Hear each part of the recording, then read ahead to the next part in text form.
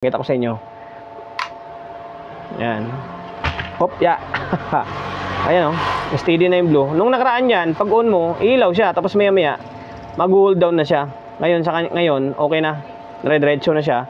Tapos, kompleto na yung voltahe. 15 volts and then negative 15 volts and then positive 15 volts. And for today's video, bali, meron akong gawa rito o repair na nagawa ko na. Siyempre magbibigay na lang tayo ng tips kahit na nagawa na natin siya, hindi siya natin na ipapakita kung paano gawin. Para meron lang tayong daily vlog and then makapagbigay idea tayo in case na, di ba, ma-encounter nyo yung ganitong klaseng unit, ganitong klaseng sira, may idea kayo kung ano yung gagawin nyo. Active module ng Lexus. Bago natin simulan to, i-promotion muna tayo agad. Sa mga hindi pa naka-follow, paki-follow, hindi siyempre paki-share ng mga walang kwentang video natin sa my Facebook, YouTube channel. Sa mga hindi pa nakapag-subscribe, paki-subscribe, like, share, and then siyempre paki-hit ng bell button sa gilid para updated ka sa mga susunod na video na i-upload ko. Yun, bali simulan na natin. Active speaker ng Lexus. Ito yung modelo nya, oh. Lexus na LPX 350. Yan. Na active speaker module. Gamit ito ng tropa sa may video okay niya. Video okay ito, take note, video okay. Pero ito yung ginagamit. Bali, active speaker. Ayan, dinala to dito sa akin. Ang issue ay pahinto-hinto daw yung tunog. Andar, tapos maya nawawala daw. And then, nung tinisting ko, totally siyang basag yung tunog niya. Talagang lusaw. Tapos, tinry niyang hinangin. Baka daw mga hinang-hinang lang. Kaya yan, nabugbog siya, oh. Kakatesting ni Migo, lalong natuluyan, lalong nabugbog yung board. Buti nga buo pa siya kasi kunting mali mo lang dyan, dali ka. Lalo ito sa may mga mosquito, kaya hininang ko ng todo yan. Yan, ngayon nung hininang ko, ganun pa rin yung issue niya. Hanggang sa nawala na yung ilaw dito, may indicator to dito sa may power. Yan, lalong nawala. And then napansin ko, makinakalawang na yung parts niya. Yan, ito, yung dalawang 150 niyan, yung value dyan is 300 ohms. Yan, 300 ohms yan. Yan, ngayon, pinaltang ko kasi putol na.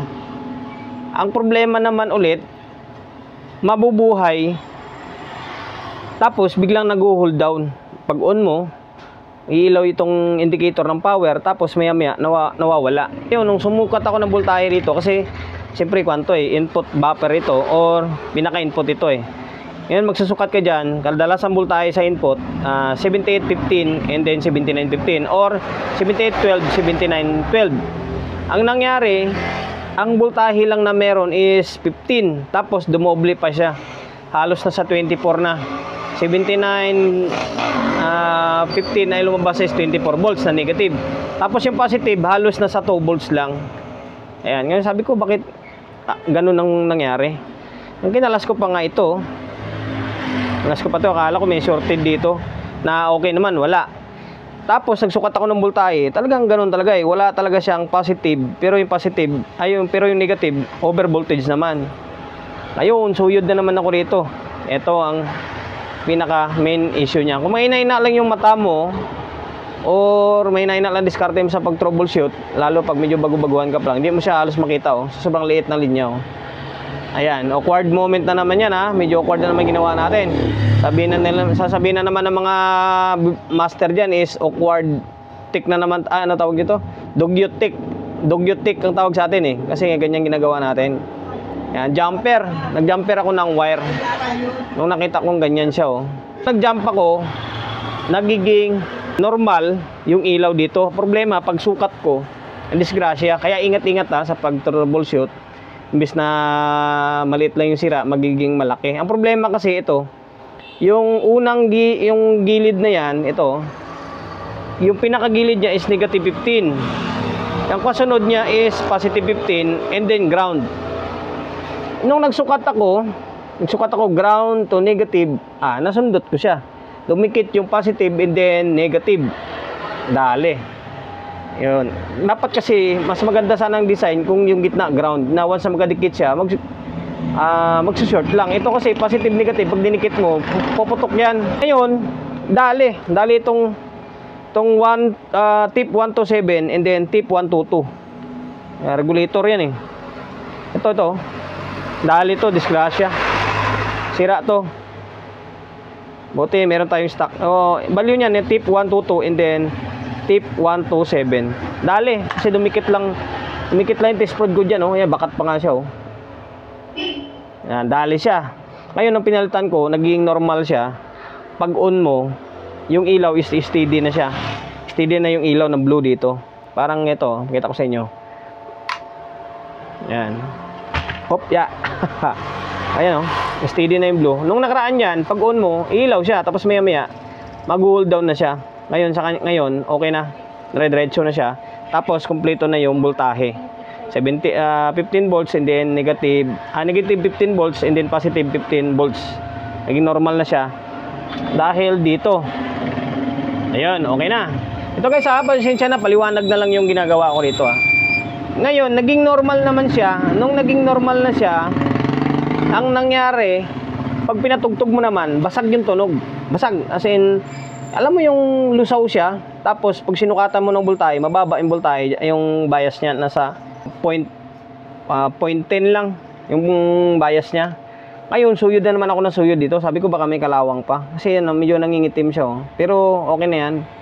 Yun pala, yung yung 1K na to, yan, to 1K na to 1K value nito Ayan, umangat sa hinang niya. Umangat. Nung inuga-uga ko si lahat yan, para malaman ko kung merong hindi kumakapit na hinang. Pag angat ko, amuga ko, yan nga. Tapos, buti kaya pang sasundutin dito sa hinang. Kasi nung nagpalit ako ng 300 ohms, hindi mo siya mapapalitan. Hindi mo siya mapapalitan dito.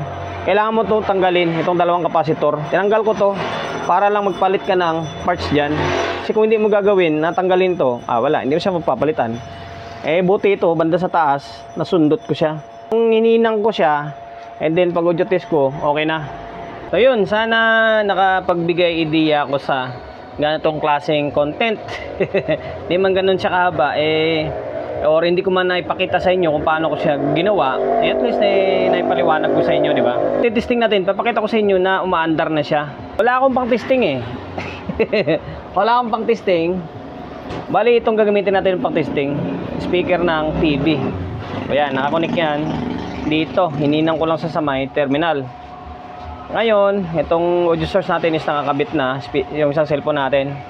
Yun. Yun, magatik na relay. Ano to siya, kulay blue. Yan, steady yan. Ayun, piit lang tayo. Ayan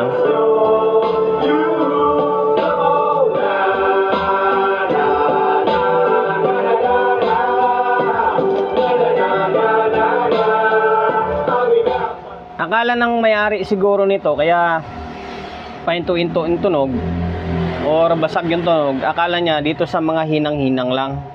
Ayan, hininang niya yan.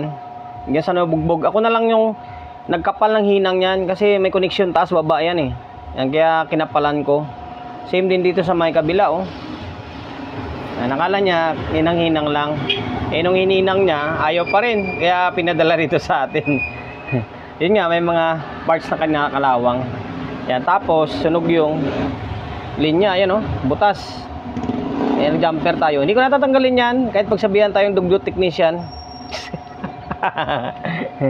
And then, ito, yung tip 122 and then 127. Nadali. Okay, Lexus na active, parang active speaker rin dating nito ayan Lexus Audio na LPX350 model. Yun, bali okay na. Naway nakapagbigay idea ako sa inyo. Yun, promotion bago tayo magtapos. Siyempre shop natin always on the go na 24/7 sa mga gustong magpa-prepare along sa Uyo, Quezon City. Number 61 Don Julio Gregorio Street, sa Uyo Road, sa Uyo, Quezon City. Social media pages natin, sa mga hindi pa nakapag-follow, paki-follow, and siyempre paki-share ng mga walang kwentang video natin sa my Facebook, YouTube channel. Mga hindi pa nakapag-subscribe, paki-subscribe, like, share, and then siyempre paki-hit the bell button sa gilid para updated ka sa mga susunod na video na i-upload ko. Ingat, God bless, and then peace atin lahat.